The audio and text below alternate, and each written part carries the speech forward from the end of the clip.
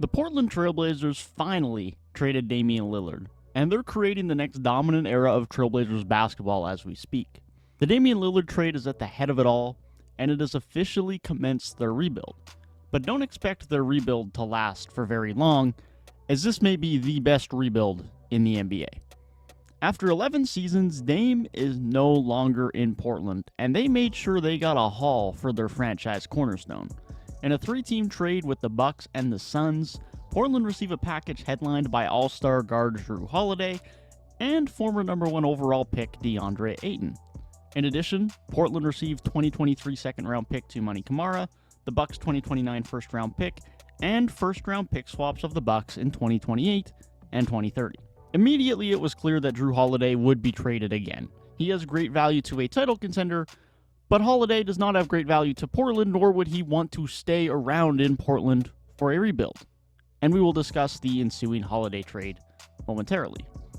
The biggest piece that instantly fit the timeline from the Dame trade filled a massive hole on the roster, and that was DeAndre Ayton.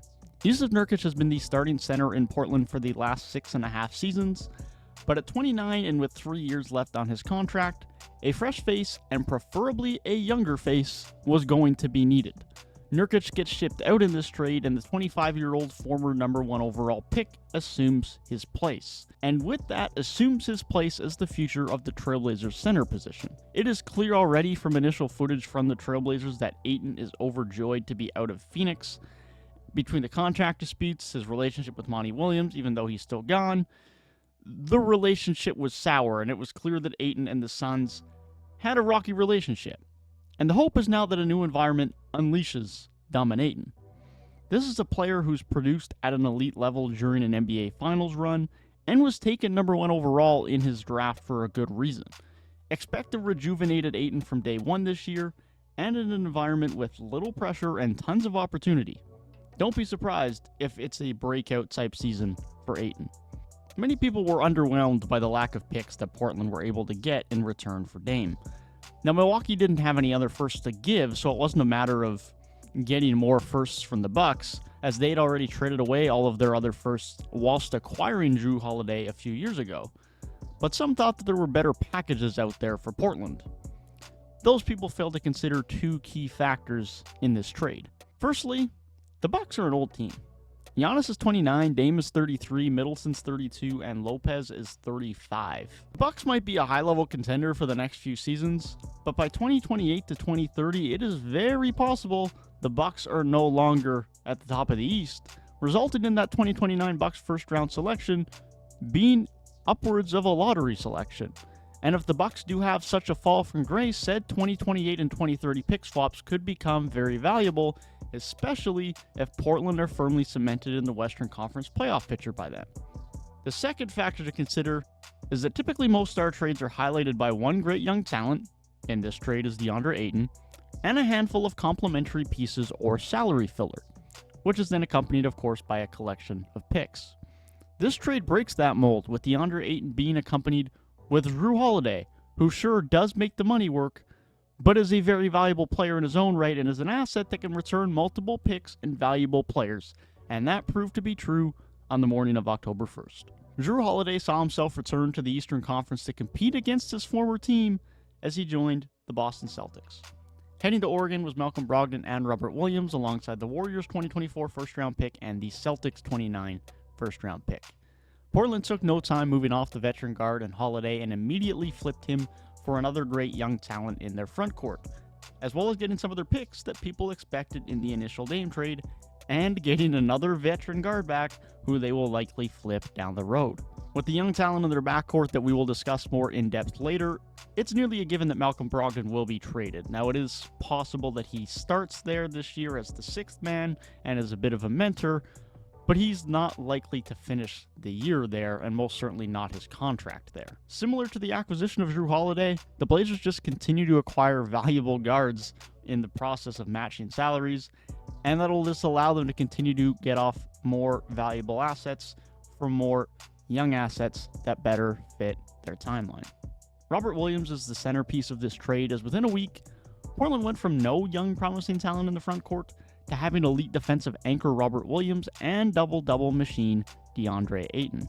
Robert Williams nearly won DPOY in 2022 before getting injured towards the end of the season, and that elite defensive presence combined with great lob threat and underrated passing makes Robert Williams a borderline top 10 center in this league.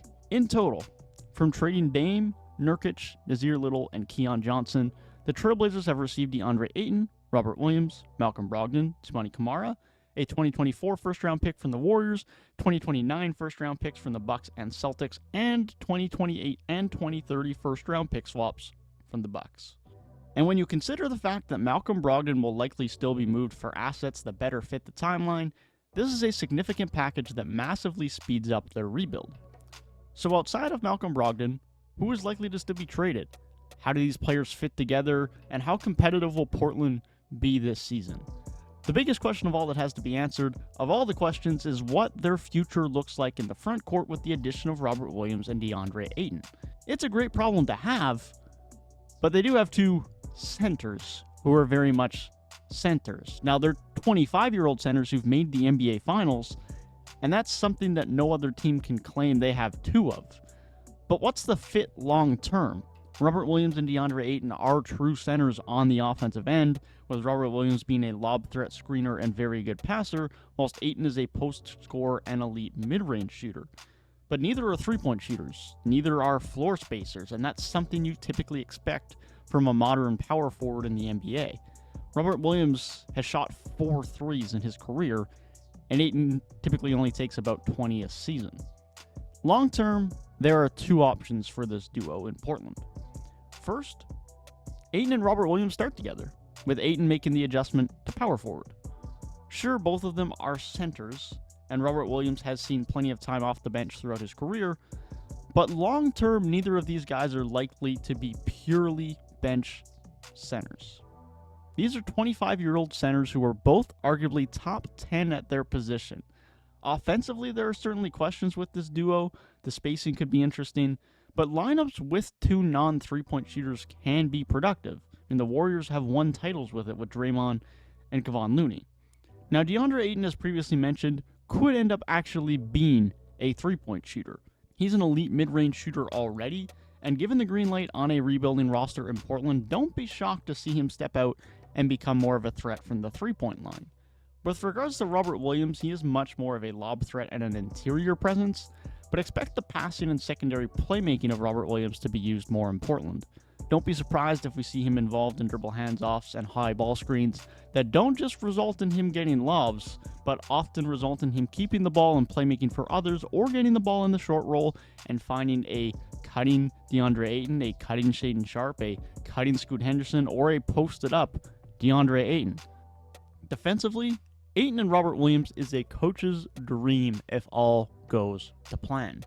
As previously mentioned, Rob Williams has been a DPOY candidate and is one of the best rim protectors in the NBA, but is also far from simply a rim protector, as he has the ability to switch onto perimeter players.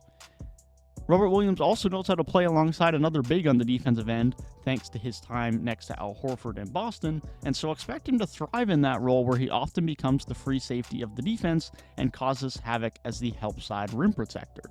With regards to DeAndre Ayton's defense, it's certainly suffered some lapses over the years, but we've seen during the Suns' final run a couple of years ago that Ayton can be a very good defensive center, and that should only be helped by the mentality and confidence instilled by having a DPOY candidate alongside him. If Ayton and Robert Williams adjust, this has the potential to be one of, if not the best future front court in the league.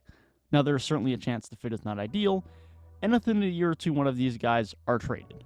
And that brings us to the second option, where simply one of them gets traded. The fit is weird, or someone gets unhappy being the backup center, and eventually the Trailblazers trade one of their great young centers, likely for more of a true wing.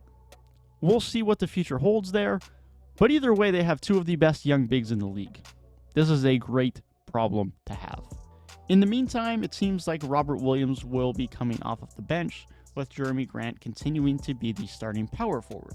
Now, as long as Jeremy Grant remains on the roster, he's going to be a starter, whether it be at power forward or at small forward. Grant was just given a 5-year bag and is coming off a 20-point-per-game season. He's certainly not a long-term piece in Portland and will likely be traded before the end of this contract, quite possibly way before it. but for the time being, he's in Portland and will be a starter in Portland. Matisse Thybulle is the other presence on the wing for the Trailblazers after re-signing him this offseason. His defense continues to be elite. The question just continues to be the offense, and most specifically his three-point shooting. However, when he joined Portland last year, he was on a hot streak and really figured out the three-point shot. The Blazers could have a gem on their hands and their starting small forward of the future if Matisse can keep up that level of three-point shooting. In the backcourt, despite the departure of Damian Lillard and the lack of young guards being acquired, Portland have a plethora of talent, and that's not even including Malcolm Brogdon. The young talent in the backcourt is headlined by 2023 number 3 overall pick, Scoot Henderson. I was personally stunned that as the draft process finalized, it appeared that Scoot would fall from pick 2 and instead fall in the laps of Portland Trailblazers at pick 3. And now with Dame gone, this pick looks even better than it did on draft night. Scoot is an elite athlete with all-star and all-NBA level upside, and whilst already having experience against grown men, having taken the G League Ignite route to the draft, Scoot is as well prepared as anyone in this draft class to have a great rookie season and become a star in this league. Scoot has plenty of work to do as a perimeter shooter, but his offensive strength lies in his great handle, elite ability to get downhill with dribble penetration, and his playmaking that he generates from said penetration. Although in limited flashes, he already showed that elite talent in the Summer League. And with Dame out of town, expect Scoot to be the starting point guard from day one, and very possibly the starting point guard of the Blazers for the next decade. Anthony Simons is sometimes the forgotten man in the Portland backcourt, partly due to being slightly older, and partly due to not having the draft or highlight reel hype that Scoot and Sharp respectively have.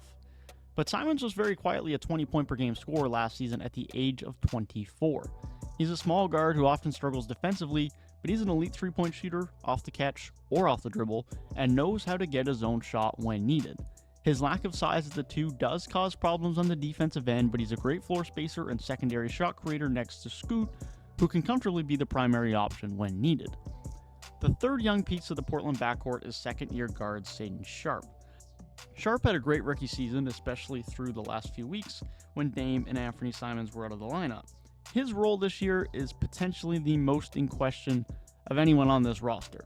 He will likely compete with Matisse Thybulle for the starting small forward position, but it's very likely the defensive Thybulle is preferred next to a small backcourt, while Sharpe gets to be the main engine of the second unit. Regardless, Sharpe is a promising young talent that is a core piece of Portland's future, whether it's on the bench, whether it's in the starting lineup. He showed in his rookie season he is a promising piece. The backcourt 3 of Sharpe, Simons, and Scoot is exactly why Portland did not prioritize young guards or picks in the Damian Lillard trade. They already had great young talent who were ready to take over and start the next era. Even though they've moved on from Dame, a borderline top 10 player in this league, they have started a new era and are starting a rebuild, but whilst doing that, will likely remain quite competitive. Assuming a trade of Malcolm Brogdon, their core 7 rotation consists of Scoot, Simons, Jeremy Grant, DeAndre Ayton, Robert Williams, Shaedon Sharpe, and Matisse Thybulle, and again, that does not include Malcolm Brogdon, nor does it include Portland's other 2023 draft pick, Chris Murray, nor does it include another 2023 draft pick who they acquired via trade, Toumani Camara.